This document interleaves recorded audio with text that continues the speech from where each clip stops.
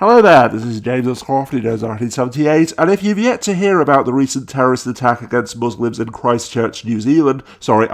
mass shooting because the terrorist was white,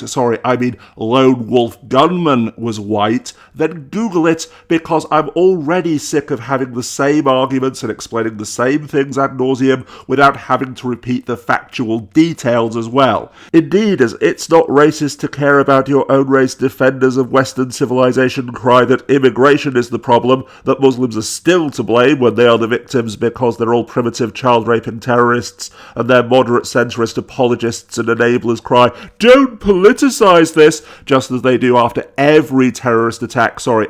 mass shooting committed by white people, because talking about the rampant Islamophobia being peddled by the mass media, for example, is just as bad as saying that Islam is the root cause of Islamist terrorism, #both sides. I honestly had no intention of making a video or even tweeting about the attack, because honestly, what is there to say that I haven't said 10,000 times before? But then I happened to stumble across this tweet and felt compelled to respond, because first of all, what exactly is the anti-immigration movement, if not the bitter and resentful backlash of how dare you call us racists and xenophobes who feel marginalised and unheard by the so-called globalist elite? Ooh, honestly, that's literally as absurd as arguing that the Civil War wasn't about slavery, it was about states' rights, or that Brexit wasn't about immigration, it was about sovereignty and taking back control, because each individual state's right to do what exactly?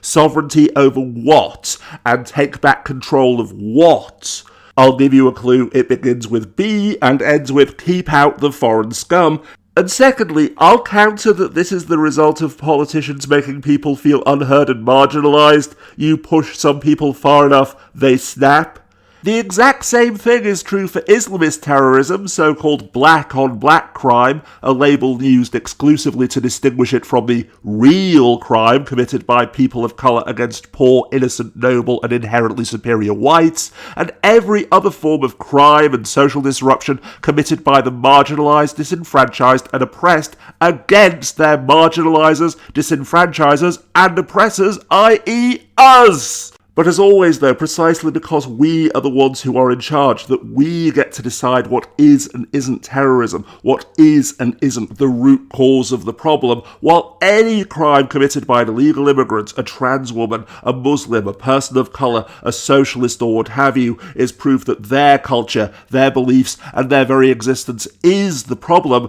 that if only we could exterminate them all in concentration camps,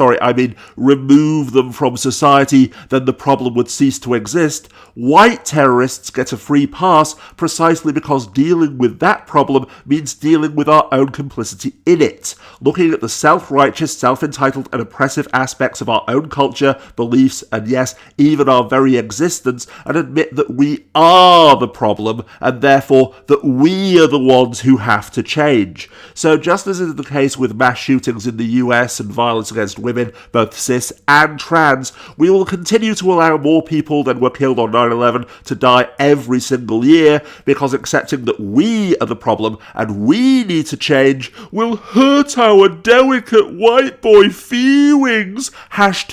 #not all men.